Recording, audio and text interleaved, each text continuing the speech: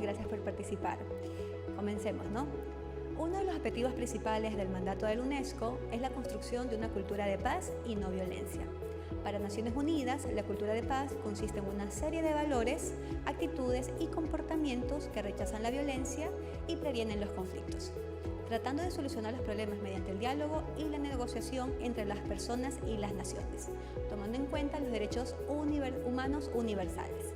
La Universidad Tecnológica Empresarial de Guayaquil, desde su Departamento de Bienestar Universitario, estamos comprometidos con las normativas nacionales e internacionales, por lo que damos inicio a esta conferencia que tiene como título «Cómo actuar ante una situación de violencia y o discriminación en el Ecuador».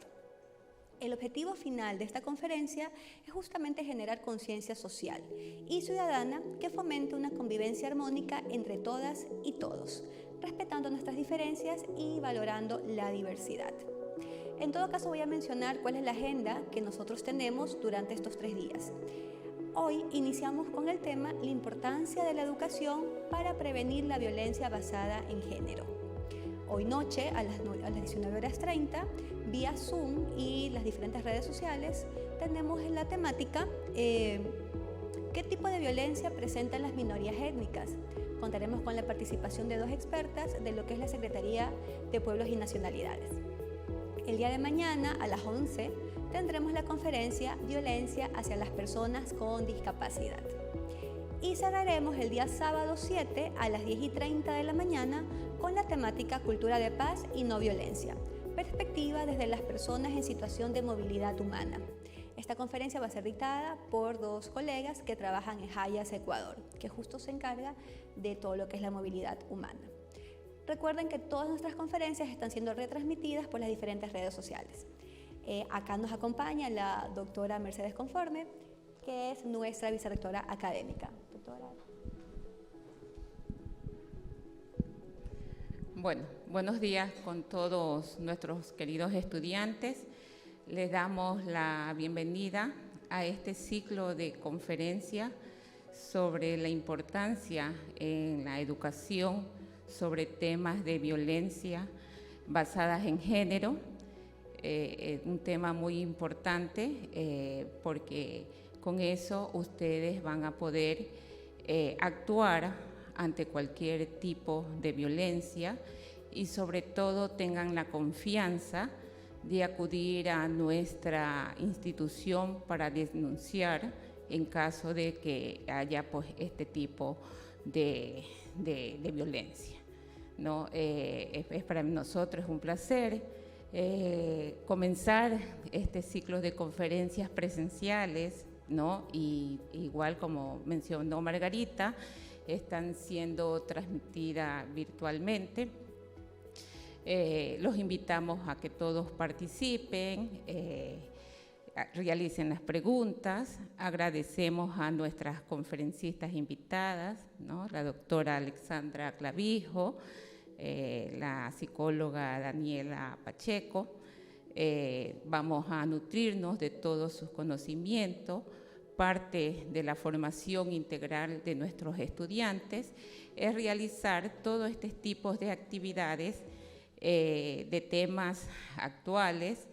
También los invitamos para que los días lunes se conecten a los ciclos de conferencias que se dictan en ese espacio a las 8 de la noche, siempre pues con temas actuales que es importante que ustedes también pues estén actualizados constantemente, ¿no? Gracias a todos y bienvenidos.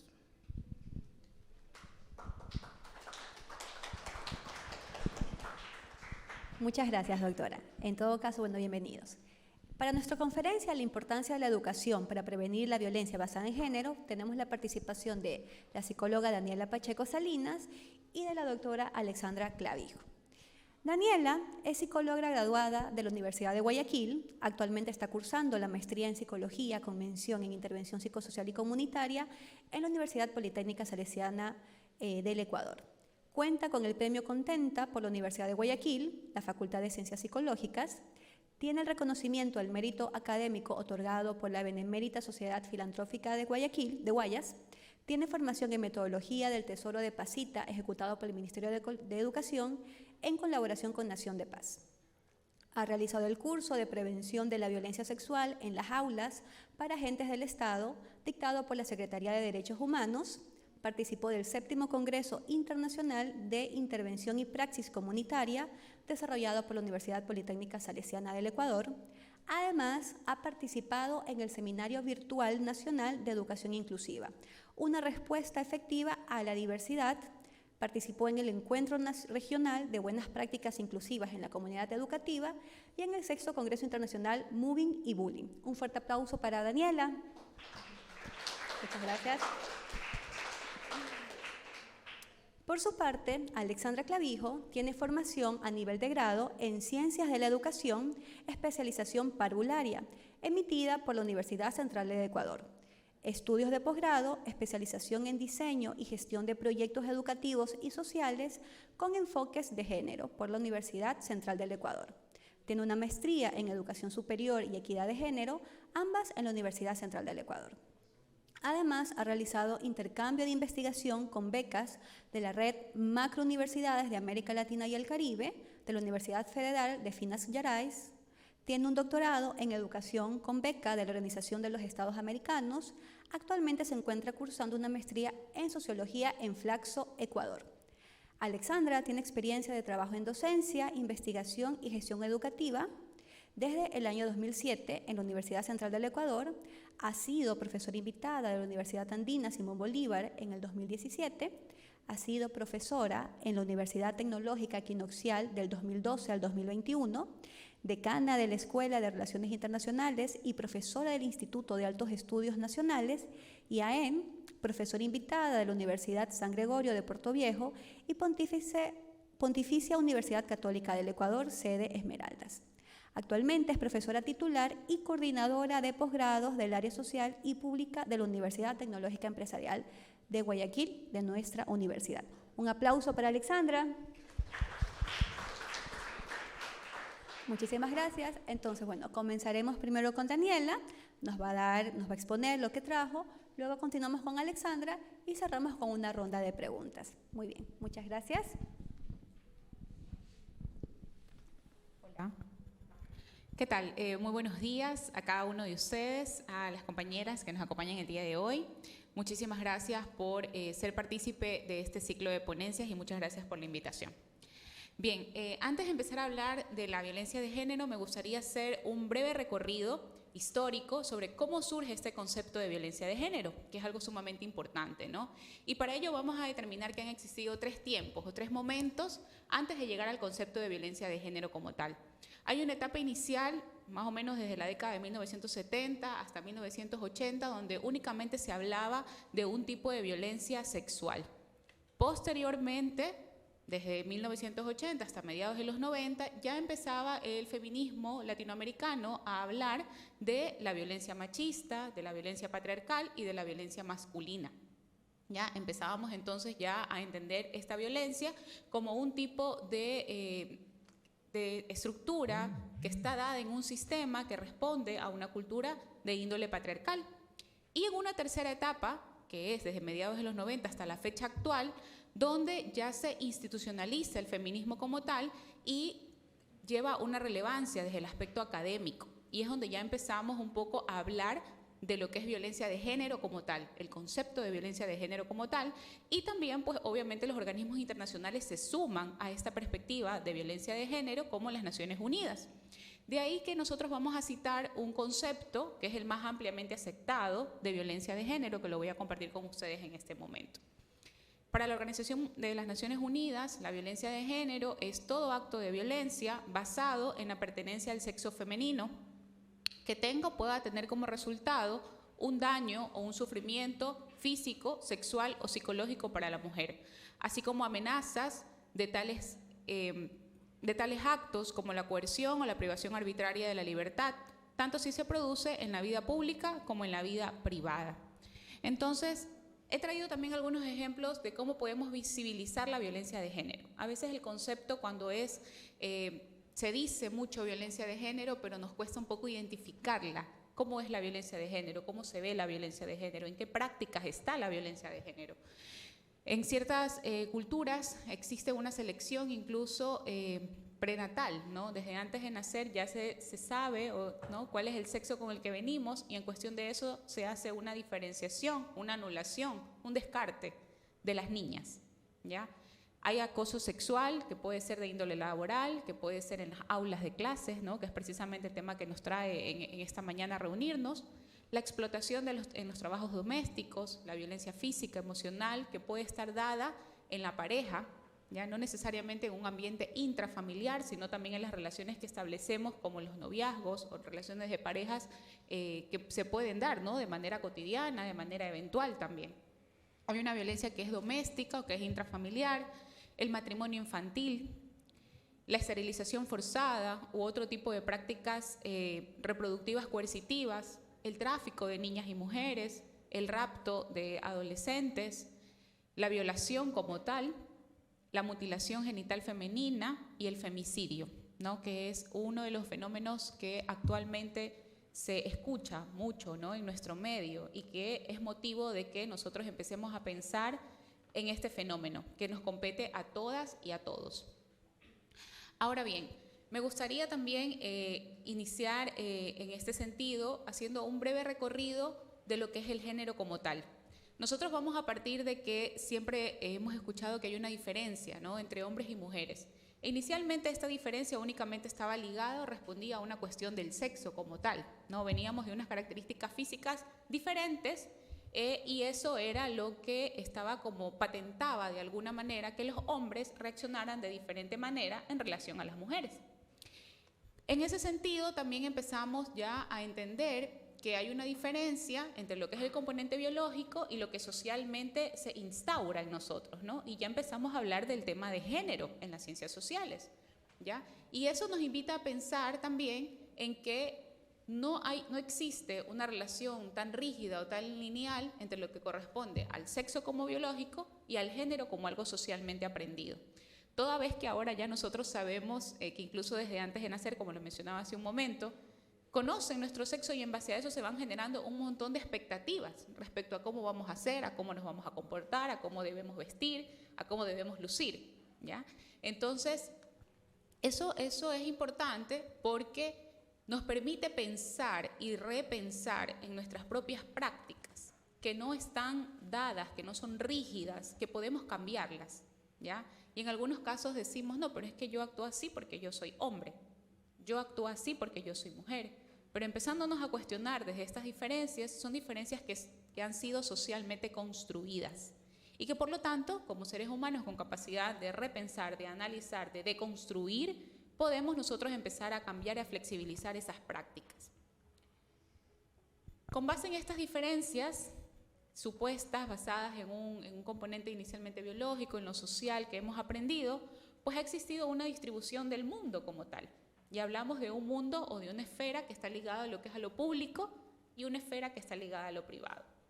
Lo público, pues tradicionalmente ha sido relegado, asignado a los hombres, y la esfera privada, la esfera familiar, lo que está de puertas adentro, ha sido relegado históricamente a las mujeres. No es menos cierto que hoy en día vivimos un proceso de transformación, ¿no?, con el tema de la vinculación de la mujer a los espacios laborales, a los espacios educativos. Hemos venido de un proceso de transformación, sin embargo, falta mucho aún por hacer.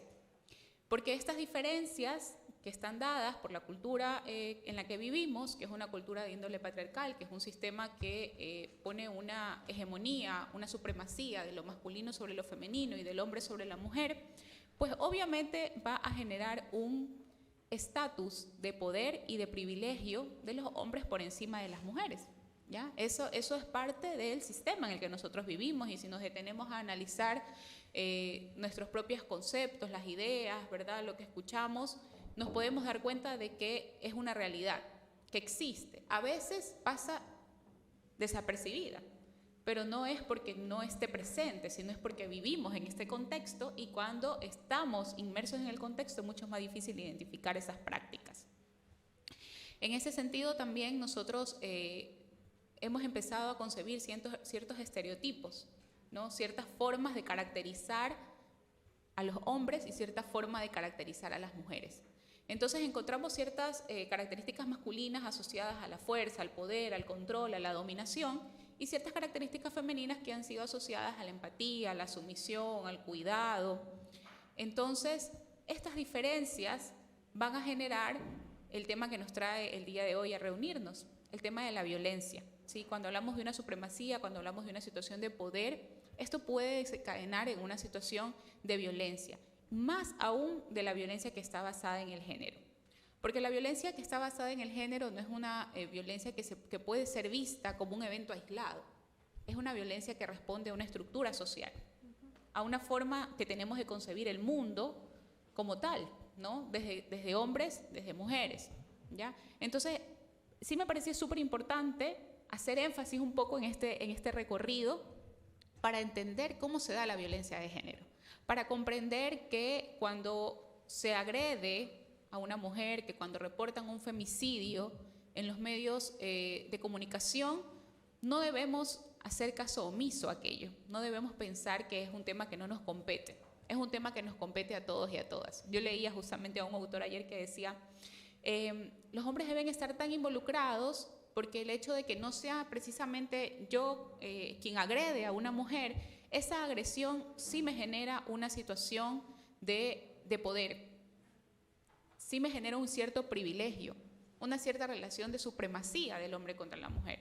Y cuando agreden a una mujer, aunque no sea necesariamente yo, eso también tiene una implicación para mí, ¿sí? Para la forma en la que se van construyendo las políticas, las leyes, la forma en la que nosotros vemos el mundo como tal, ¿ya? Entonces yo sí quisiera dejar esto en ustedes, y ojalá que pudiéramos empezar a reflexionar, a pensar, que ustedes pueden ir anotando esas preguntas, esas dudas, esas inquietudes, porque realmente es un tema súper amplio. ¿Por qué es importante hablar de violencia de género en nuestro contexto, ¿no? Primero, para citar una cifra relevante del 2019, encontramos que de cada 100 mujeres, el 65% de mujeres han experimentado al menos una situación de violencia. Y creería yo que el índice pudiera ser mayor, pero no todas las violencias se denuncian, no todas las violencias se comparten, no todas las violencias son parte de unas estadísticas, ¿ya? Entonces, ¿es necesario hablar de violencia de género? Es necesario hablar de violencia de género. ¿Tenemos que implicarnos todos y todas en el tema? Debemos implicarnos todos y todas en el tema, ¿sí? Ahora, viendo el tema de la violencia de género desde los contextos educativos, es decir, ¿por qué es importante y tan valioso que se creen estos espacios a nivel académico, a nivel educativo? Pues precisamente porque estos son espacios de socialización, ¿sí? Son espacios en los que compartimos, son espacios en los que empezamos a generar relaciones interpersonales, relaciones de pareja, ¿sí? Y es preciso topar el tema, ¿no? Es un espacio aquí de convivencia. Las aulas de clases son espacios para debatir, para analizar, para construir y deconstruir ciertos aspectos que podemos venir trayendo nosotros desde nuestra propia formación en casa, ¿ya? Porque obviamente nosotros sabemos y hemos leído y hemos escuchado, ¿verdad?, que los espacios más importantes de socialización, ¿cuáles son? La familia, por un lado, y los espacios educativos, por otro. Entonces, en estos espacios educativos nosotros empezamos a reflexionar, a dialogar, ¿no? Algo también importante es los periodos etarios en los que nosotros atravesamos por la educación. Si hablamos, por ejemplo, un poquito atrás, antes de que ustedes sean universitarios, ¿verdad? Venimos de un proceso de formación de lo que es el bachillerato, la secundaria. Es en un proceso que nosotros atravesamos ese paso de la niñez a la adolescencia. Y en la adolescencia, nuestro nivel de autoconciencia se ve incrementado, ¿no? Evoluciona. Y eso nos invita a repensar y a replantear y a juzgar lo que vemos en casa, ¿ya? Entonces, para un adolescente es muy importante y oportuno recibir esta información de prevención de violencia basada en género, porque el estadio en el que se encuentra le va a permitir también a él o a ella reflexionar sobre estas prácticas que se dan a nivel familiar, que se dan a nivel social, que vemos en las redes sociales, en los medios de comunicación ahora, ¿verdad?, que son de difusión masiva. O sea, en un minuto ya se entera todo el mundo de una situación, ¿ya? Entonces es importante. Ahora, ¿por qué es importante también ahora, en la etapa en la que ustedes están viviendo, ¿no?, que es en una etapa universitaria, en una etapa de adultez? precisamente porque en la adultez vamos descubriendo nuestra propia identidad, ¿no? Tomamos un poco de lo que vimos en casa, de lo que aprendimos de nuestros pares, de nuestros compañeros adolescentes en el colegio, y ya empezamos a formar nuestra propia identidad. Hay también un desarrollo de un sistema de valores, ¿no? Que se agudiza mucho en esta etapa de la juventud, de la adultez.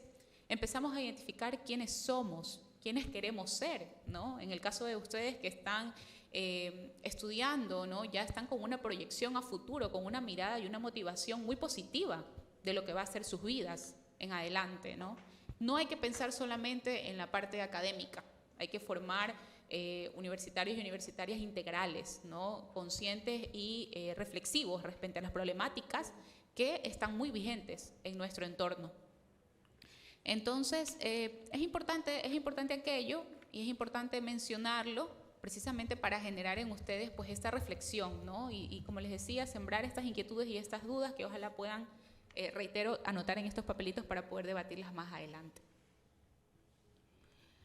Ahora bien, ¿qué podemos hacer desde los contextos educativos, ¿no? Para poder prevenir el tema de la violencia de género? Primero, es importante hablar de violencia de género, ¿ya? Debemos visibilizar la problemática, debemos comprender que es una problemática, reitero, que nos afecta a todos y a todas, ¿ya?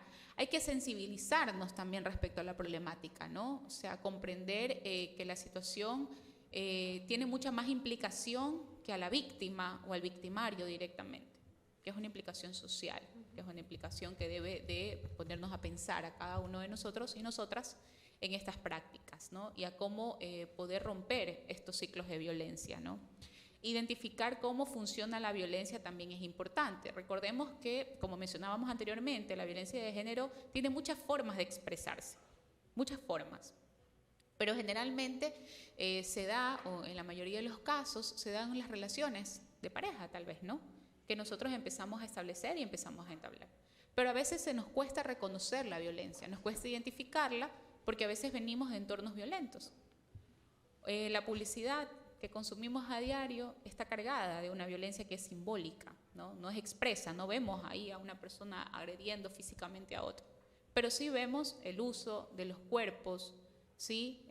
Mayoritariamente de las mujeres, aunque también de los hombres, ¿no? Con una carga ahí que fomenta la publicidad, que fomenta llamar la atención, ¿no?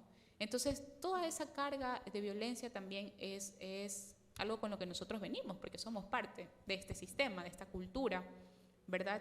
Entonces debemos empezar a sensibilizar y a ver con mayor detalle este tipo de situaciones. Debemos de tener como instituciones, como lo tiene el Ministerio de Educación, ¿no? A nivel de las escuelas y colegios, también debe existir en las aulas de clases, en los espacios universitarios, una ruta de actuación. O sea, ¿qué debo hacer yo cuando existe una situación de violencia? ¿Ya? ¿Qué debo hacer yo frente a una situación de violencia de género? ¿Sí? Hay varias situaciones, ¿no? Yo pienso que en la importancia que tiene la denuncia, pero pienso también en lo que ocurre antes de la denuncia y lo que ocurre después, ¿no? Lo que ocurre antes es primero que todos y todas podamos identificar, como les decía, la violencia.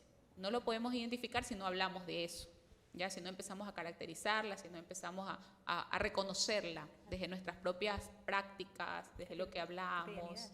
Desde la cotidianidad, así es, Margarita. Desde nuestras propias prácticas de todos los días, ¿verdad? Entonces, eso es importante. Y también es importante, después del proceso de denuncia, pensar en el acompañamiento que necesita esa persona que ha vivido una situación de violencia, ¿ya? Porque no todo termina en el proceso de denuncia, más bien a partir de ahí empieza todo un proceso de restituir, ¿no? De empezar otra vez a partir de esa vivencia, ¿verdad? En cómo yo surjo a partir de eso, ¿no? Cómo voy a reaccionar, cómo voy a repensar mi propia vida a partir de esa situación. Entonces el acompañamiento es sumamente importante.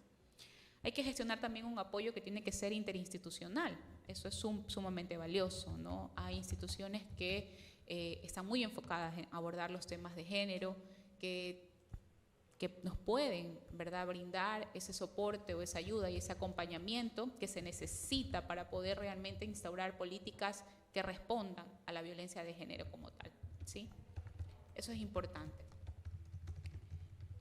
Es importante también que nuestros docentes aborden la perspectiva de género, que nuestros docentes estén conscientes de esta realidad y que la perspectiva no tenga que ver con una cuestión mera de un debate entre hombres y mujeres, ¿no? Ese tipo de cosas no. La perspectiva de género tiene un trasfondo que es mucho más amplio, ¿sí? Que yo he intentado por ahí resumir algunos aspectos, pero como les decía, pudiéramos hablar horas y horas respecto al tema, ¿no? Pero sí es importante ese aspecto, ¿no? La perspectiva de género.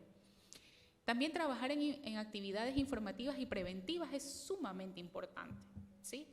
Poder hablar del tema, poder prevenir el tema, pero no necesariamente generando tal vez trípticos o dípticos de información, haciendo carteleras, sino más bien que sea una prevención participativa, ¿no? Que nazca de ustedes. O sea, ¿cómo se están comunicando los jóvenes del día de hoy? O sea, tal vez nosotros, yo al menos soy estudiante en este momento también, ¿no?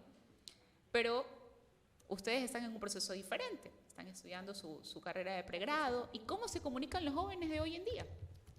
La forma en la que nosotros tenemos para llegar a ustedes es involucrándolos a ustedes en estos procesos de prevención. Es la idea, ¿sí? Que ustedes puedan implicarse, que todas estas herramientas, que estos ciclos de conferencias generen precisamente esa participación en ustedes para poder abordar estos temas. ¿Ok? A partir de ahora, después de estos ciclos de conferencias, ¿qué vamos a hacer nosotros los jóvenes? ¿Qué vamos a hacer nosotros los universitarios frente a esta problemática que está latente? ¿Ya? Entonces, sí es importante. Es importante la publicidad, es importante el díptico, el tríptico, pero ojalá viniera de ustedes, ¿no? Saben que de esta manera nos comunicamos nosotros y de esta forma nos llega mejor la información. Y así es como la vamos a transmitir, ¿sí? Entonces, eso es importante. ¿Qué otro aspecto es importante? Abordar a toda la población es importante, ¿ya? Porque generalmente cuando abordamos estos temas, ¿qué ocurre? Decimos, no, es que eso es cuestión de las mujeres, ¿no? O ciertos grupos se interesan y otros no. Entonces, la perspectiva debe ser amplia y debemos tratar de involucrar a la mayor cantidad de actores, porque es la forma en la que podamos generar un mayor impacto, ¿ya? Para hablar de esta temática y para realizar una verdadera prevención. También debemos de promover actividades, ¿verdad?, que fomenten y que promuevan la integración de las diferencias. Es importante reconocernos a partir de las diferencias, ¿ya? Porque recordemos que la cultura de la que nosotros venimos es una cultura que no solamente refleja como les decía yo, una supremacía, una hegemonía de lo masculino sobre lo femenino, sino que también venimos de una cultura que privilegia, ¿no?, en base a las categorías sociales, económicas, y a veces estos aspectos nos suenan para algunos y para otros simplemente es mejor no hablar de ese tema, no hablar de lo diferentes que somos, ¿sí? De las diferentes etnias de las que está compuesta nuestro país, ¿ya? De esa riqueza cultural que tenemos, ¿ya? Entonces es importante también validar esas diferencias porque nos permiten reconocernos en esa diferencia, ¿ya? Esas prácticas son sumamente importantes, ¿no? Y obviamente desde los propios salones de clases y de nuestras propias prácticas ser mucho más equitativos, ¿sí? No generar estas diferencias basadas obviamente en el género, que como ya habíamos dicho, y las basadas en el sexo, que como lo hemos dicho, no responden a una realidad que no podemos cambiar, ¿sí? Son situaciones que estamos en condiciones de modificar, que estamos en condiciones de repensar, de construir, de replantearnos, ¿sí? Así que bien, con estas recomendaciones los dejo. Le doy paso entonces a la compañera que me sigue, por favor, para que continúe con este ciclo de ponencias. Bueno, muchas gracias, Daniela, por tu participación. Siempre enriquecedor todo lo que nos dices. Yo tengo la oportunidad de conocerte también como colega, como compañera y bueno, un aplauso. Muchas gracias. Recordemos, si alguien tiene alguna pregunta, puede anotarlas en un papelito. Melanie estará atenta a lo que ustedes quieran mencionar. Me parece que lo que nos has dicho es importantísimo. Rescato algunas ideas, como el tema del acompañamiento, el tema del soporte y el tema participativo. Y justo al finalizar las conferencias, vamos a comunicarles que estamos en un proceso de concurso en Instagram, invitando a toda la comunidad universitaria a que justamente participe de manera activa en qué acciones nosotros podemos hacer para erradicar la violencia y discriminación en el Ecuador. Entonces le damos paso a Alexandra, le escuchamos. Un buen día con todos y todas. Buenos días a la mesa aquí adelante, doctora Mercedes Conforme, vicerrectora de la UTEG, Margarita Peralta, coordinadora de Bienestar Universitario, y la colega psicóloga Daniela Pacheco, que ha hecho una excelente intervención respecto a la conceptualización de la violencia basada en género. Yo voy a aportar con algunos datos, los estándares internacionales de violencia basada en género, y voy a centralizarme en la educación superior. Bien, voy a comenzar indicando, bueno, ustedes han sido invitados a un panel, a unas ponencias que se llama Importancia de la educación para prevenir la violencia basada en género. Es importante mencionar entonces que la educación es fundamental, es una herramienta que nos transforma, que nos da posibilidades de humanizarnos, de transformarnos, de crecer, ¿cierto? En la pedagogía de Paulo Freire, que es la que yo he sido formada, es la que me permite ser más que humano, ¿no? Ser más humano. En ese marco, construir un inédito viable, es decir, la posibilidad que tengo de llegar a ser un humano distinto, más desarrollado. Entonces, desde esa perspectiva, la importancia de la educación es una herramienta fundamental para transformar sociedades, para transformarnos como personas, como seres individuales y también como sujetos colectivos, como sociedades. Sin embargo, ¿qué ocurre en la realidad? El sistema educativo, la educación, las instituciones educativas son parte de las instituciones sociales, de una estructura social, y resulta que también estas instituciones educativas pueden ser reproductoras de la violencia que existe en la sociedad, de todas las formas de violencia. Entonces, eso es lo que ocurre. En nuestro país yo voy a mostrar los datos que tenemos porque justamente eso es lo que somos. Nos estamos formando como profesionales. Hoy Margarita iniciaba esta sesión preguntándoles de qué carreras son. Decían nutrición, auditoría, educación, ¿cierto? Psicología también. Bueno, me voy a referir a 4 que anoté de las que estaríamos presentes.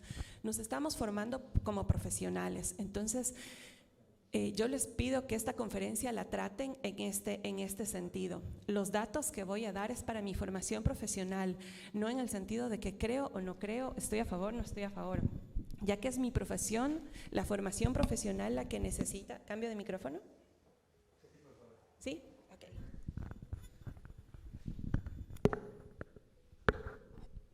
Ok, ¿aquí está bien? Listo.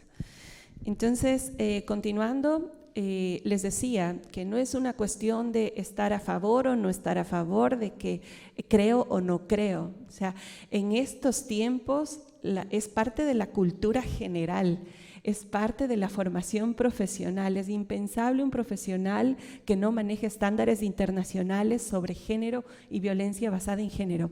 Es parte de los objetivos de desarrollo sostenible para el planeta, exactamente el objetivo 5, que trata de la equidad de género, y es impensable que un profesional, que una profesional no maneje conceptos, estándares internacionales y datos, al menos de su país. Entonces, en ese sentido es mi intervención. Bueno, como les decía, yo voy a mostrar la realidad de cómo somos con los datos que les voy a compartir ahora como sociedad, porque eso es lo que nos debe preocupar, ¿no? O sea, en esta sociedad es en la que estudiamos, es en la que nos relacionamos de manera familiar, sentimental, amistosa, lo que quiera, laboral. Esta es en donde trabajamos y resulta que hay un alto índice de acoso en el ámbito laboral y un alto índice de femicidio. Entonces, no es cosa menor, es una cosa que nos debe preocupar a todos y todas, porque es la sociedad que estamos construyendo y la que deberíamos de construir y transformar en ese caso. Entonces, bueno, la violencia está en el ámbito educativo.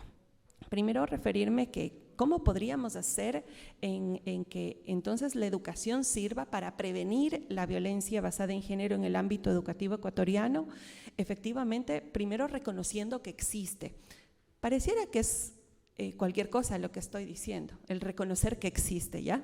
Pero las investigaciones lo que dicen es que es el primer problema que tenemos, no solo en el país, sino a escala regional. Las investigaciones indican que naturalizamos la violencia, que la violencia la pasamos, el bullying, de hecho lo romantizamos. Cualquier forma de bullying lo romantizamos, cualquier forma de violencia, incluso la de género, hacemos broma, chiste, o nos parece natural, nos parece normal que las cosas sean así y simplemente nos reímos. Pasó recién, les cuento un caso de justamente en el contexto del 8 de marzo, del Día de la Mujer, que efectivamente conversando en pasillo no se sabe diferenciar el Día de la Mujer del Día de la Madre.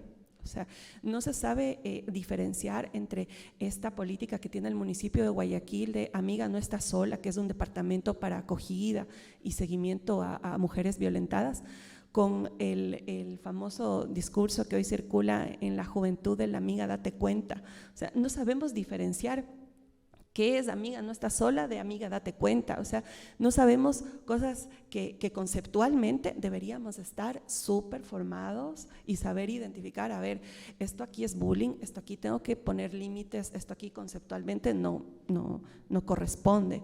Entonces, miren, como les decía, parecería cosa menor, pero no es. O sea, el de reconocer lo que es violencia de cualquier tipo y desde el punto de vista tanto como ser humano, así como profesional, pues decir esto no es adecuado, no está bien, no es correcto, no lo voy a permitir ni en mi caso, ni que yo sea violentada, agredida, incluso en los hombres en cualquier forma de violencia también que puedan sentirse agredidos, o las diversidades sexogenéricas en su conjunto, más aún en la violencia contra las mujeres, que estadísticamente es la más pesada. Entonces, en ese sentido, bueno, pues es un problema estructural la violencia de género contra las mujeres. Es un problema que está presente, eso quiere decir estructural, está presente en todos los ámbitos, en todas las partes, de todas las maneras se manifiesta, en toda la estructura social, en todas las instituciones. Usted ve en la familia, usted ve en el sistema educativo, en la escuela, usted ve, si no es el profesor de natación, acuérdense el Principito en Quito, en el colegio Condamine hace años, o el niño de 3 años que fue violado y la mamá no pudo denunciar porque era venezolano y no tenía la residencia, no pudo denunciar en la fiscalía, o es en un hospital, o es en la casa por el padrastro o el papá. En Quito también pasó que falleció una niña menor de 1 año violada por el papá, no padrastro, no nadie más, el papá. En Ambato fue violado un hombre por los compañeros del trabajo, y así los casos del día a día. Y eso sin sumar, me he referido solo a violencia sexual, no a femicidio. Femicidio es atroz, lo que vemos, que no deberíamos dejarlo pasar como parte del paisaje. Eso es naturalizar. O sea, no debería horrorizarnos y realmente discutirlo y tomar medidas, ¿no? Como institución ya estamos haciendo estas jornadas y seguiremos haciendo muchas más cosas, pero yo llamo la atención en esta primera parte de que es una cosa muy seria la que estamos hablando y tiene toda una fundamentación teórica que ya comenzó la colega Daniela Pacheco indicando. Yo voy a continuar y tiene su estadística también, sus datos, sus investigaciones. Entonces, bueno, yo solo para mencionar violencia de género contra las mujeres, la Convención de Belém do Pará en el 94 ya la definió claramente nuestra legislación. Miren, del 94 la Convención de Belém do Pará indica que violencia de género es cualquier acción, conducta basada en su género que cause muerte, daño, sufrimiento físico, sexual, psicológico a la mujer, tanto en el ámbito público o privado. Ahora que este instrumento que viene a ser parte, el principal estándar internacional de nuestros instrumentos internacionales, viene a ser la base principal para nuestra normativa. La legislación, que es reciente, es del 2018, la nacional, es la Ley Orgánica Integral para prevenir y erradicar la violencia contra las mujeres. Esto es aprobado por la Asamblea Nacional del Ecuador. Entonces, en el 2018, claro, ¿qué hace nuestra legislación? Amplía este concepto de la Convención de Belém do Pará indicando más tipos de violencia que están detallados en la legislación. Aquí se amplía el económico patrimonial, el gineco-obstétrico, como otros tipos de violencia, ¿no? Y sostiene el ámbito público y privado. Entonces, diferencia mucho porque a veces pensamos de la violencia intrafamiliar. No, no es intrafamiliar. O sea, sí existe la violencia en diferentes espacios, pero una cosa es el espacio y otra cosa es que sea basada por género. Es decir, que usted por el hecho de ser mujer sea agredida, que usted por el hecho de ser mujer sea asesinada. O sea, es diferente. ¿Dónde? Es otra cosa. Si es dentro de la familia o en el parque o en el trabajo, eso es otra cosa, el dónde. Bueno, entonces estando claros sobre este tema de la definición, decirles que en datos internacionales para Naciones Unidas, 1 de cada 3 mujeres ha sufrido algún tipo de violencia, de todos los tipos mencionados. Al menos 200 millones de mujeres y niñas a escala global han sufrido mutilación genital. Esto tiene que ver con una cirugía que es para retirar el clítoris de las niñas y prohibirles el placer durante su vida, porque justamente no lo merecen. Lo que decía la colega Daniela Pacheco, o sea, en un sistema de dominación, entonces el placer es negado a las mujeres. Eso significa la mutilación genital femenina. Y es cosa seria. Nos parece cosa rara, pero en el mundo les ha pasado a más de 200 millones de mujeres y niñas. Entonces, no estamos así, pareciera que estamos en pleno siglo XXI, pero como que la humanidad todavía tiene sus desniveles, claro, de derechos humanos, de acceso, ejercicio pleno, goce de los derechos humanos, pero resulta que las mujeres no completan ese ejercicio pleno de sus derechos. Les cuento que además, a escala global, las Naciones Unidas en la Asamblea General de 1993, es decir, ya casi 30 años, no, porque 2023 sería 30 años. En el 93, la Asamblea General de la ONU declaró la eliminación de la violencia de género contra las mujeres debido a que esta violencia es una pandemia. Entonces, estamos entendiendo que el coronavirus es una pandemia, ¿no es cierto? Entonces, la ONU ya declaró que la violencia de género contra las mujeres en el mundo es una pandemia hace casi 30 años.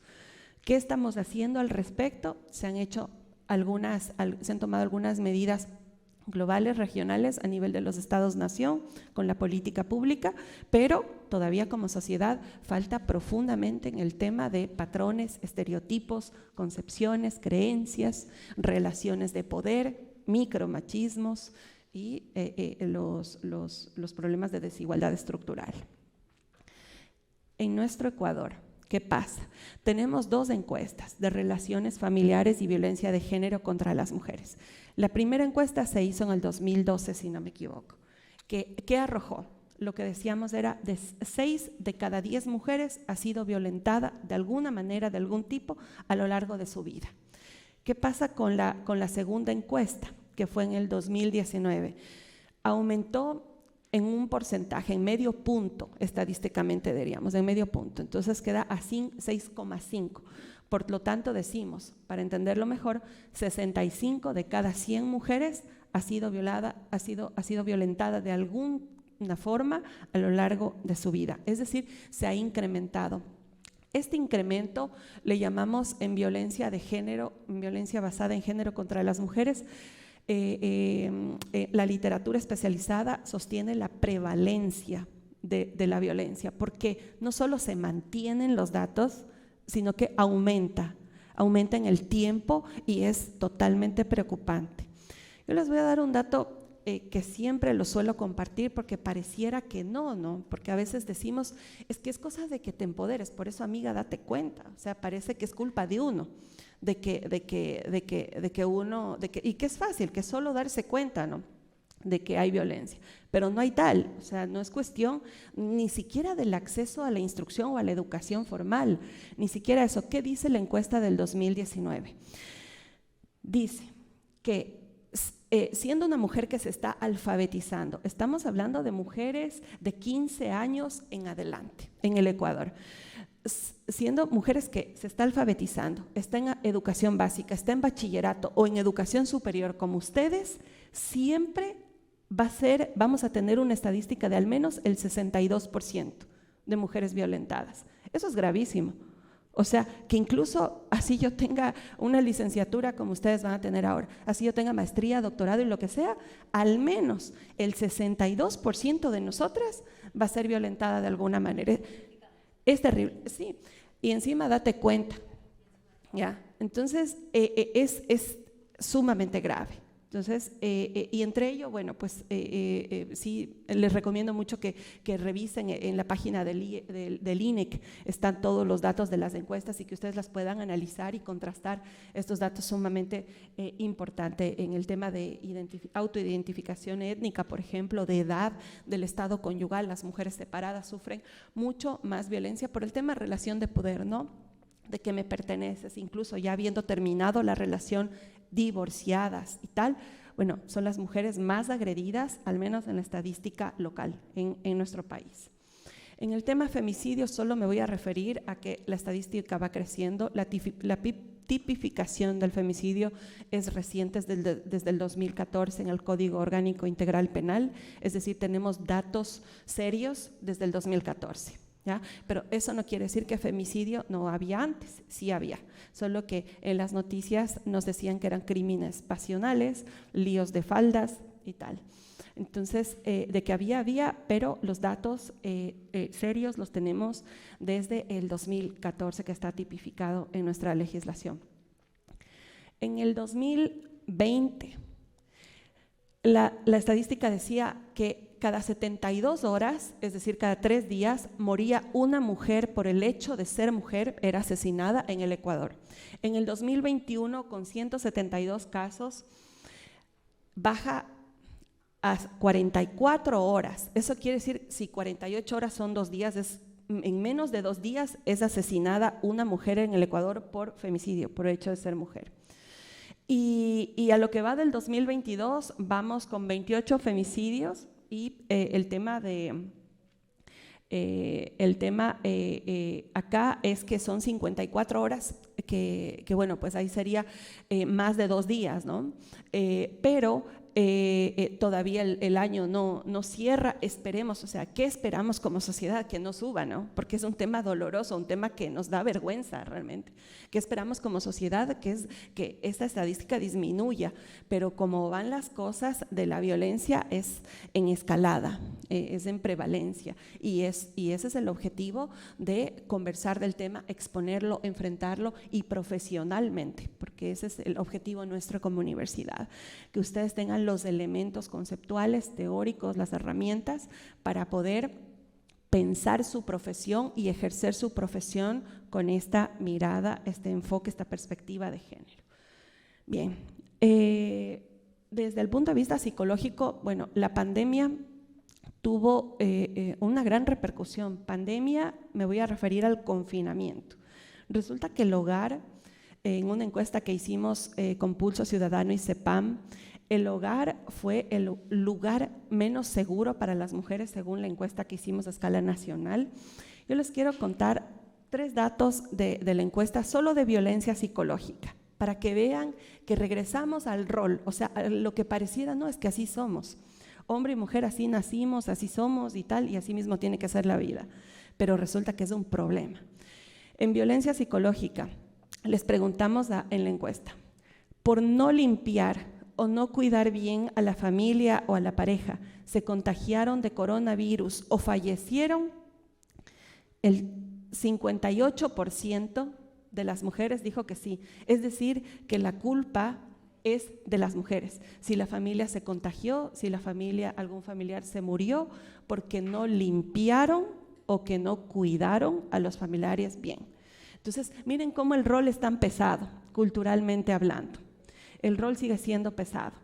El confinamiento además causó conflictos con la pareja, trabajo, desempleo, tareas domésticas, crianza de hijos, de hijas.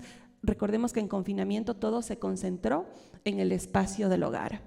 El trabajo, la vida reproductiva, las actividades laborales, de estudio y tal, y mientras más pesado el rol y el estereotipo de que la mujer tiene que cuidar a la familia, fue un desastre para algunas mujeres que tenían que trabajar, estar en las clases virtuales, tener listo el almuerzo, limpiar, bañar y tal. Entonces fue realmente complicado.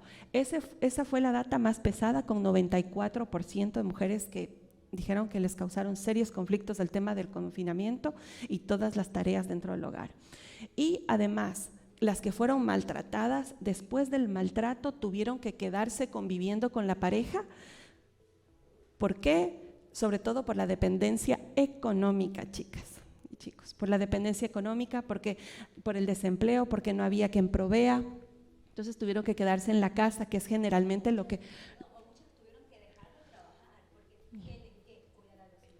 Sí, es sumamente importante. Ese dato es de 86%, las que después de maltrato se vieron forzadas, obligadas por factores económicos principalmente a quedarse en la casa. Bueno, ahí con el Ecuador, vamos con las instituciones de educación superior. ¿Qué pasa entonces con las IES del Ecuador? Este señor, les recomiendo muchísimo leer sus investigaciones. Él es un investigador peruano. Hizo hace años su primera investigación en universidades peruanas sobre violencia de género en algunas universidades, violencia de género contra las mujeres, ¿no? Y el señor acaba de hacer una investigación genial de violencia de género en universidades ecuatorianas. Entonces yo les voy a compartir aquí unos resultados y también la prevención, que es a la que él llega, ¿no?, en su último estudio. Entonces, primera cosa, que como profesionales, yo a un colega profesional le hablo en estos términos y obviamente no me va a decir, ay, es que yo no creo, no estoy de acuerdo, no me parece. No, es términos profesionales. Miren, y aprovechando que aquí tengo a mi autoridad, a mi jefa directa, la doctora Conforme, que es vicerrectora. En el tema institucional le digo, ¿sabe qué? El tema de violencia de género contra las mujeres tiene un gran impacto en el desempeño académico y laboral, con el ausentismo, los días perdidos, la afectación de los derechos humanos y la productividad de la institución y consecuentemente del país. Entonces, Barahona en sus investigaciones saca resultados de tantas fueron, ya les voy a decir esas tantas cuántas son, tantas mujeres fueron violentadas en un año. Eso significa 18 días perdidos, doctora, para su institución. En productividad, eso significa tanto. En un trabajador que sea violentada, hasta ir a la fiscalía, denunciar, y eso que si fue violentada físicamente tuvo que ir al hospital, tuvo además de hacer la denuncia y además de hacer todo un proceso legal. Barahona saca los datos de cuánto perdemos las instituciones en desempeño académico y en productividad laboral, lo cual para el país es desastroso. Entonces, entre algunas experiencias internacionales les quiero mencionar, se hace un estado del arte en estas investigaciones de Barahona. ¿Qué es lo que hace para prevenir Estados Unidos? Voy a destacar unos pocos elementos. Primero, encuestas frecuentes. Aquí nosotras ya estamos listas para hacer un proyecto de investigación este año, así que ahí vamos a aplicar encuestas en toda nuestra comunidad universitaria. En Estados Unidos se hace encuestas frecuentemente para tener datos reales, con instrumentos propios también, que es lo que queremos hacer aquí en la universidad. Para tener datos reales, saber cómo estamos en temas de violencia y saber qué hacer, cómo formar, cómo capacitar, es otro tipo de prevención, la educación, el training, continuamente estar trabajando en cineforos, discusiones de educación continua, etcétera. El soporte estudiantil a sobrevivientes, ¿no?, de violencia, dando asistencia continua. El ecosistema de ciudad universitaria lo llama Barahona como una conexión con otros datos, con otra data, otras encuestas, otros valores. Por ejemplo, el tema adicciones. Es decir, género, cómo está con adicciones, cómo está con movilidad humana, cómo está con discapacidades. El tema de recursos, las universidades tienen que invertir, tiene que haber un financiamiento de personal, de seguimiento y un financiamiento creciente para dar soporte a las sobrevivientes, acompañamiento y entrenamiento constante a estudiantes y personal. Y además medir el cambio, que es lo que les ha dado buen resultado a las universidades, en este caso a Estados Unidos, que es tener mecanismos claros de medición de la eficiencia de las políticas que han implementado, los programas y las intervenciones, porque si no tenemos una gran idea ya, ¿y qué impactos ha tenido? Entonces las universidades tienen que sostener eso. Bueno, en datos, resumiendo ya para ir cerrando con las 10. Aquí he destacado unos cuantitos de la realidad de violencia contra las mujeres en las universidades del Ecuador. 1 de cada 3 estudiantes reporta haber sido agredida alguna vez por su pareja o expareja desde que entró a la universidad. En los últimos 12 meses, 1 de cada 5 estudiantes ha sido agredida por sus parejas o exparejas, en promedio 18 veces. 1 de cada 3 mujeres ha sido agredida por otro de los integrantes de la comunidad universitaria, 10 veces promedio. Docentes y personal administrativo también reportan a ser agredidas. Las estudiantes, aquí van los días de pérdida.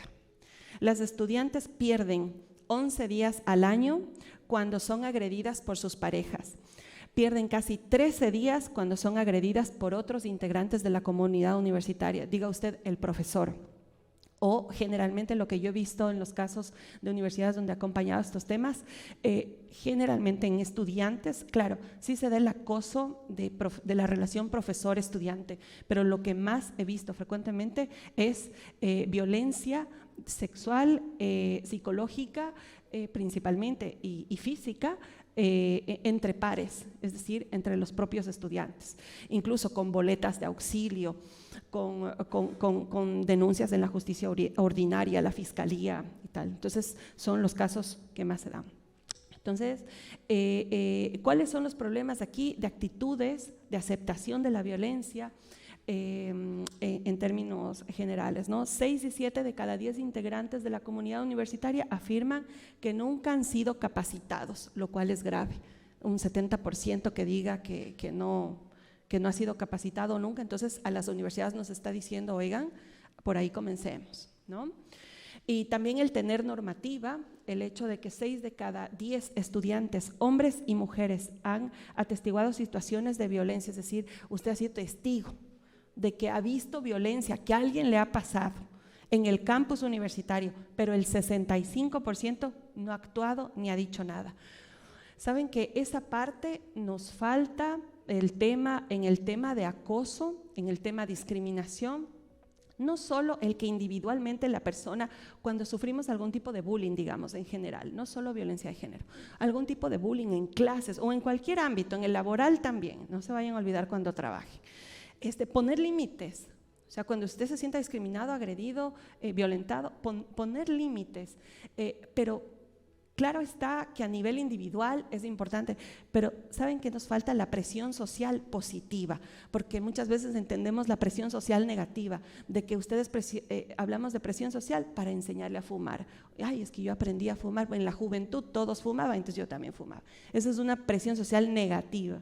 Pero pensemos en una presión social positiva, o sea, que una persona, digamos, Daniela, está siendo agredida, discriminada, aquí en público, el resto no nos riamos, o sea, porque nos reímos generalmente, y esa presión social que no hace nada, que no dice nada.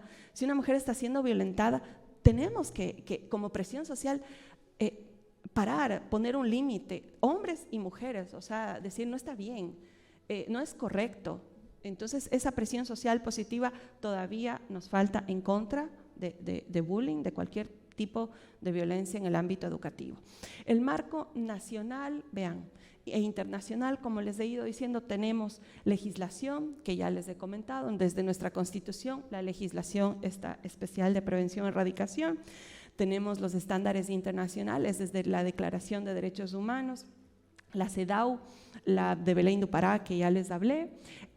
A nivel institucional tenemos el protocolo de prevención de actuación en casos de acoso, violencia, discriminación basada en género. Vean, tenemos ya en la UTEG el protocolo que fue aprobado por el CES en el 2018, en la UTEG lo aprobamos en el 2019, ya tenemos.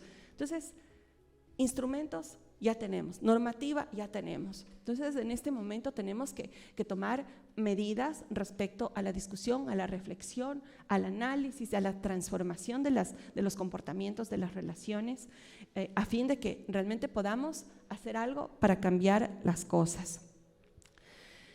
Bien, entonces, ¿qué podemos hacer para contribuir a la erradicación de la violencia basada en género? Y con estas medidas de prevención vamos cerrando. Uno, el Estado.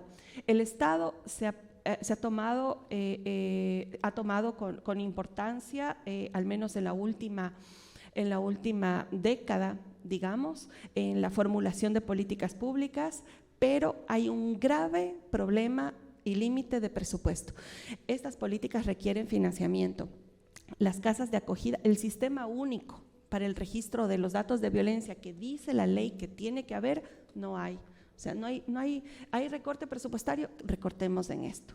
Entonces, claro, no hay para las casas de acogida, no hay para la prevención, no hay para… Vamos a un hospital ni paracetamol. Imagínense las mujeres violentadas, o sea, y la asistencia legal, psicológica, en salud y todo que debe haber. No hay. El tema de financiamiento no es cualquier cosa, es fundamental y el Estado se queda corto en eso. Le falta mucho por hacer. Las IES, las instituciones de educación superior, tenemos la normativa, protocolos generales específicos, pero… Rápidamente voy a mencionar, el artículo 25 de la ley dice que el ente rector de educación superior, o sea, el CES, ¿qué nomás puede hacer? ¿Ya? Y con eso nosotras las IES, diseñar política, implementar la política, garantizar la reinserción de las mujeres agredidas, crear y actualizar rutas y protocolos que ya estamos haciendo. Miren, implementar en todas las mallas curriculares la enseñanza de derechos humanos de las mujeres, de eliminación de mitos, hábitos, estereotipos. Y si no es en la malla propiamente, pues hagamos educación continua y les hacemos cursos y les hacemos conferencias paralelas que acompañen la malla. Algo tenemos que hacer. Esto está directo para las IES. Mecanismos de detección y derivación, desarrollar programas de formación dirigido a docentes y administrativos, entre otras que señala la ley, el artículo 25. El profesorado, que no tengo aquí profesores, profesoras, esperemos hacer luego algún conversatorio con ellos, sobre la capacitación, transversalización en el currículo, que sepamos hablar desde un discurso inclusivo y sobre todo con esta perspectiva de género a nuestros estudiantes para su formación profesional. Estudiantes, capacitación siempre, buscar datos, estar inquietos. ¿Por qué pasa esto? ¿Por qué en el país pasa esto? ¿Por qué en la región pasa esto? ¿Saben que África y las Américas, en los datos globales de violencia, somos las regiones con cerca del 30% de violencia frente a otras regiones del mundo? Claro que está Oriente Medio con una data mucho más alta, pero entre África y las Américas tenemos una data súper elevada. En estudiantes, capacitación, busquen información siempre, infórmese. Obviamente ustedes se están formando profesionalmente, se están formando en ciencia. Entonces, el tema de fuentes es importante. Sí es cierto que en redes sociales, en internet, encuentro mucha información, pero desordenada. Entonces, tienen que saber filtrar muy bien y decidir muy bien qué fuentes son las importantes para yo estar bien preparada con estos temas. Y desnaturalizar, no romantizar ninguna forma de violencia, ninguna, más aún la que estoy hablando en esta mañana, que es la de género.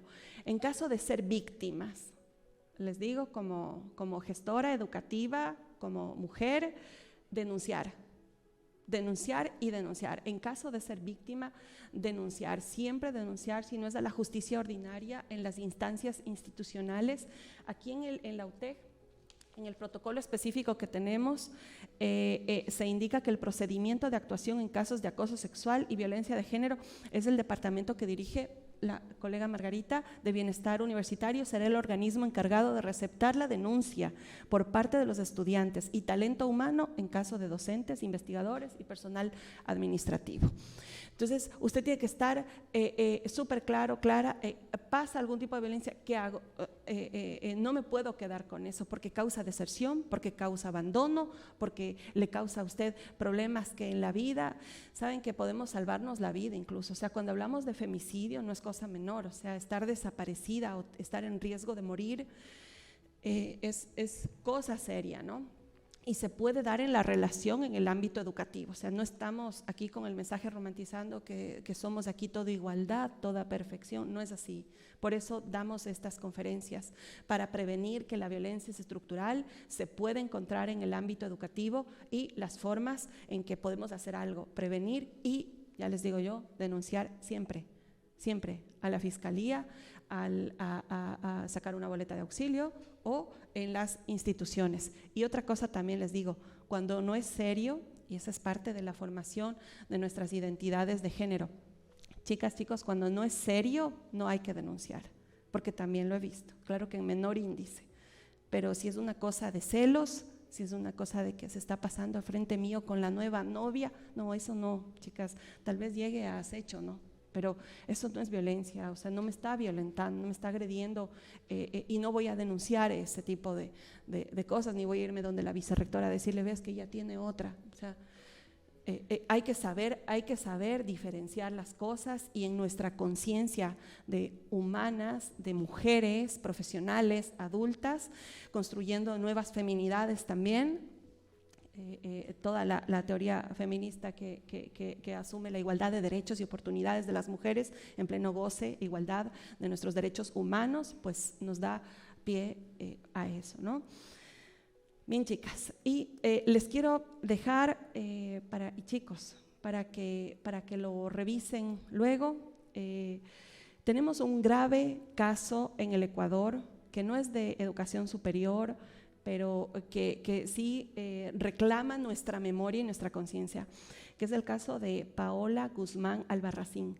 Es una estudiante que ella se suicidó prácticamente, ella se tomó diablillos, ella fue violada por el vicerrector del colegio aquí en Guayaquil, la embarazó, la mandó a abortar con el médico del colegio, el médico también quiso abusar de ella, para que vean lo que es estructural la violencia, ¿ya? Y ella decidió tomarse diablillos y se suicidó. Entonces, no es cualquier cosa, este caso les cuento, porque el Estado ecuatoriano es un Estado sentenciado como culpable por la Corte Interamericana de Derechos Humanos, como culpable por esta tortura, abuso, incumplimiento a los derechos humanos de Paola Guzmán Albarracín y de muchas otras mujeres que han pasado la misma historia que ella. Pero esta sentencia la tenemos y lo digo porque es en el ámbito educativo, o sea, para que vean lo grave. Es el rector con su abuso de poder, el vicerrector con su abuso de poder, ¿no? Recién en Quito hubo la violación del conductor del bus, ¿no? Del transporte escolar de una chica. Podemos decir, es que a veces solíamos decir hace 20 años, es que si ven, es el profesor de computación, es el profesor de natación, es el que conduce el bus, es el conserje. No es solo el conserje, no es solo el de natación, el de computación, es el vicerrector, es el médico. Entonces, en el caso de Paola Guzmán, lean además las medidas de reparación. El Estado ecuatoriano ha tenido que reparar la memoria de Paola a sus familiares. El 14 de agosto, por si acaso no lo sabían, dice la sentencia, es el día declarado por el Estado ecuatoriano como una medida de reparación, el día contra la violencia sexual en el ámbito educativo. Entonces, esta sentencia es sumamente importante porque somos nosotros el Estado ecuatoriano, pues. Entonces, que tengamos este antecedentes para no repetirlo, no solo para avergonzarnos, sino para hacer algo desde nuestro ámbito de acción. Con esto cierro y muchas gracias. Un muy fuerte aplauso para Alexandra. Bueno, la verdad que estos temas siempre son enriquecedores, uno puede hablarlos. Yo trato de hacer en todo caso un síntesis de la ponencia tanto de Daniela como de Alexandra y mientras tanto aquellas personas que tengan alguna duda o alguna pregunta alzan la mano y Melanie se puede acercar pues para que anoten sus preguntas. Una cosa bien interesante que dijeron ambas y que es algo que tenemos que tener claro es que existe la estructura, ¿verdad? Todos nosotros, o la violencia es una violencia estructural. ¿Qué quiere decir eso? Que ya está en nuestro contexto sociohistórico. Ecuador es un país que históricamente tiene una cultura violenta. Lo podemos ver todos los días en los noticieros. Hoy en día, ya si no solamente nos avanzamos en la violencia basada en género, sino cualquier otro tipo de violencia, nos damos cuenta de que cuando alguien se cae, nos reímos. Que cuando alguien hace algo que está por fuera de un poco de la lógica, nos burlamos. Entonces, somos una cultura violenta. Y esa cultura violenta se transmite de familia a familia, de padres a hijos, de hijos a nietos y así sucesivamente. Pero también lo compartimos entre pares. Cuando mencionaba Daniela y Alexandra, bueno, amiga, date cuenta, ¿no? O cuando es un poco esta parte, ¿cómo decirlo? Esta similitud entre amiga, ya no estás sola y amiga, date cuenta, hasta lo tomamos como una broma. En algunos momentos como que, ay, amiga, date cuenta. Pero no nos damos cuenta de que ese discurso trae connotaciones de violencia, donde le estamos diciendo a la chica, qué bobita que eres, que no te das cuenta. Y nos terminamos nosotras mismas, como nosotras mujeres, terminamos criticándonos entre nosotras. Entonces, eso ya es la violencia estructurada, ya es parte de nuestra cultura. Por ende, es súper importante poner un hasta aquí, un límite, porque a veces la incomodidad la romantizamos y decimos, bueno, es que tengo que comprender o tengo que entender o es normal lo que me está pasando. No, lo estamos normatizando, que es diferente. Pero hay situaciones que sí debemos ponerle un hasta aquí. Cuando mi pareja me violenta, cuando mi pareja me insulta, cuando mi amiga o mi amigo me insulta, me trata mal, o cuando otras personas alrededor mío me maltratan, eso es violencia. No hay que justificar, no hay que decir, es que tuvo un mal día, es que no sabía lo que hacía, es que yo no supe comprender. Miren las estadísticas que trae Alexandra con el tema del confinamiento por pandemia. Como mencionaba Daniela, tenemos el espacio doméstico y el espacio público, y el espacio doméstico históricamente ha sido siempre pensado para las mujeres. Entonces, no es un tema de un determinante biologicista. Yo soy mujer y por ser mujer y soy sensible y por ser sensible, entonces no puedo racionalizar. No, la sensibilidad no tiene género. La sensibilidad es del ser humano. Pero entonces, como tú eres mujer, tienes que estar dentro del espacio doméstico, entonces es tu responsabilidad si por ejemplo, los hijos no se educan. Es tu responsabilidad si nos enfermamos. Es tu responsabilidad si mi hijo tal vez no estudió. Y en cambio el hombre, obvio, también para el hombre recae toda una serie de estigmas, estereotipos. Por ejemplo, tú tienes que proveer, si no traes dinero al hogar, no me sirves como pareja. Si no eres fuerte, rudo, varonil, no me sirves como pareja. Si no eres racional, no me sirves como pareja. Entonces, estos, si se van dando cuenta, son estereotipos y necesitamos desde la academia hacer una desideologización de todas estas lógicas que han estado inmersas en nuestra cultura ecuatoriana durante años. Entonces, yo le agradezco mucho a las ponentes y bueno, también a la vicerrectora por haber estado el día de hoy. Quiero mencionarles que justo trayendo lo que mencionaba Daniela de hacer un tema participativo, nosotros estamos lanzando un concurso en Instagram.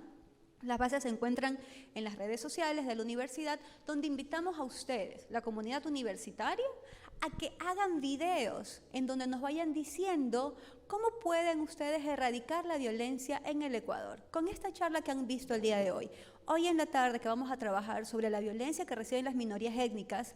Bueno, yo no sé si alguien aquí se autodenomina de alguna etnia en específico, de alguna nacionalidad, pero también este grupo de personas sufren violencia. ¿Qué podemos hacer para erradicarla? Desde mi postura, a ver, yo como estudiante, o yo como familia, o yo como amigo. A veces tengo un amigo que es afrodescendiente, tengo una amiga que es indígena, y yo veo y evidencio que sufren de violencia. ¿Qué puedo hacer yo para poner un hasta aquí? También mañana pues vamos a tener las personas con discapacidad. ¿Cuántas veces no nos hemos burlado o no le hemos dicho a alguien, hay frases súper desubicadas, por así decirlo, pero que atentan a la inteligencia, que atentan a la parte física y que tomamos rasgos de una persona con discapacidad? Y finalmente, también el sábado vamos a trabajar con la movilidad humana. ¿Somos un país xenofóbico? ¿Cómo nos sentimos con la presencia de otras personas de otros países?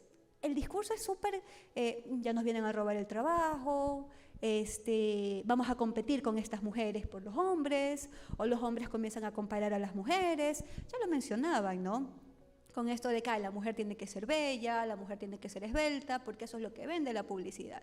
Pero ¿y qué pasa con estos otros aspectos propios de la mujer? También con el hombre. El hombre tiene que ser alto, tiene que ser hermoso. ¿Y qué pasa con estos otros aspectos? Entonces, bueno, vamos a seguir con este ciclo de conferencias. Realmente nos interesaría muchísimo que ustedes participen de estos concursos. Es un máximo de hasta 5 estudiantes. hagan el video, tienen que inscribirse, lo suben a las redes sociales con el hashtag UTEC libre de violencia, porque realmente nos interesa que esto de aquí no muera ahora que son las 2:26. Bueno, escuché la conferencia, me voy a mi casa. Sino que ustedes desde sus lugares, y como lo mencionaban las conferencistas, se están formando no solo para ser el licenciado o para ser la ingeniera o para ser la psicóloga, se están informando para ser un profesional, y el profesional es ético, el profesional es responsable, el profesional es reflexivo y sobre todo consciente con lo que ocurre en mi contexto, porque lo que a mí me pasa o lo que le pasa al otro es mi responsabilidad. Yo no puedo hacerme de la vista gorda. Ay, la violentaron a Daniela. Bueno, es problema de ella. Porque necesitamos comenzar a romper con ese discurso, ¿verdad?, que nos aleja del otro. Sino que lo que le pasa a Daniela es mi responsabilidad. Porque si a ella se lo hacen, a mí también me lo van a hacer en algún momento. Entonces, desde nuestros lugares, debemos pensar, ¿qué vamos a hacer para poder erradicar la violencia y la discriminación en el Ecuador? No sé si alguno de ustedes tenga alguna pregunta a las conferencistas, o no sé si desde las redes sociales existan preguntas. Sí. Por favor, gracias.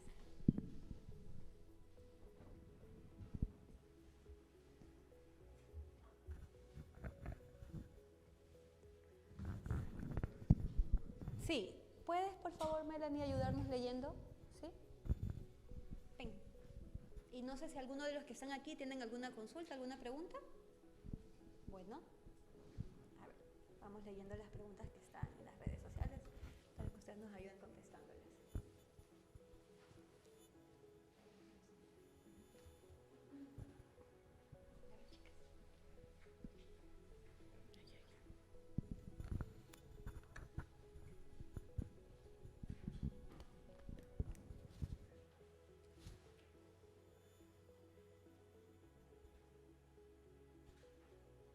Bueno, no hay preguntas, pero felicitan a la universidad. Dicen que en el colegio que Estefanía estuvo, nunca le dieron este tipo de información que vale oro. Carla Muñoz dice, como mujeres es importante tener conocimiento sobre estos temas donde se hablen sobre la violencia y sobre todo en estos tiempos donde hay tanta violencia y femicidios. Felicitaciones por esta importante conferencia.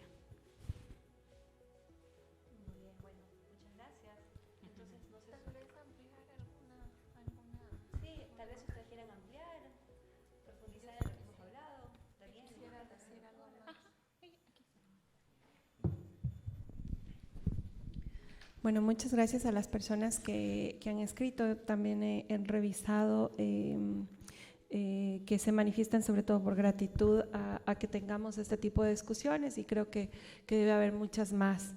Yo quisiera ampliar en unas líneas de acción que los resultados de investigación del profesor Barahona, el peruano que les comentaba, hizo la investigación recientemente en universidades ecuatorianas, y qué nos dice de esos resultados, qué hacer, ¿no?, para darnos luces de por dónde caminar, qué medidas tomar con nuestras instituciones.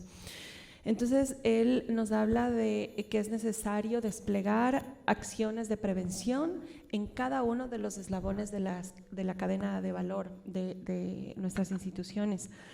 Necesitamos una teoría de cambio sostenible que se base en evidencias. Efectivamente, como somos investigadores, él es un cientista social, es necesario basarnos en los diagnósticos, en levantamiento de datos, en información real.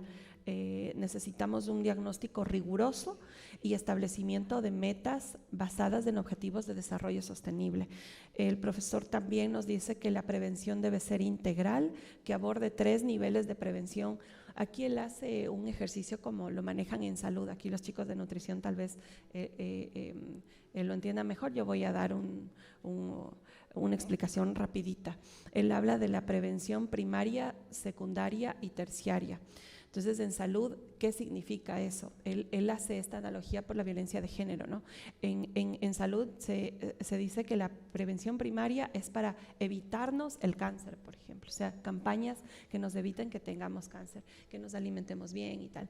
La prevención secundaria ya sería para la detención temprana, es decir, que tengamos exámenes, que tengamos procesos de que a una corta edad o ya con signos de que, porque conocemos qué pasa, cómo se expresa, qué síntomas y signos se tiene con tal enfermedad, pues podamos detectarlo tempranamente, cosa de poder curarnos, ¿no? Esa sería la prevención secundaria.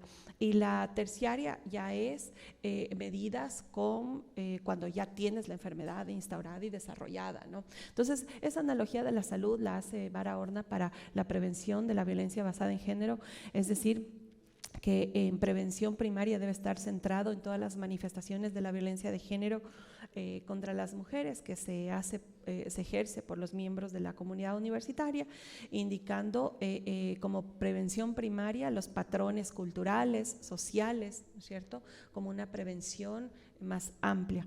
De ahí también la prevención debe enfocarse en estudiantes, en docentes, en personal administrativo y no solo en mujeres, sino también en hombres, mujeres, diversidades sexogenéricas, en toda la población debe centrarse esta prevención.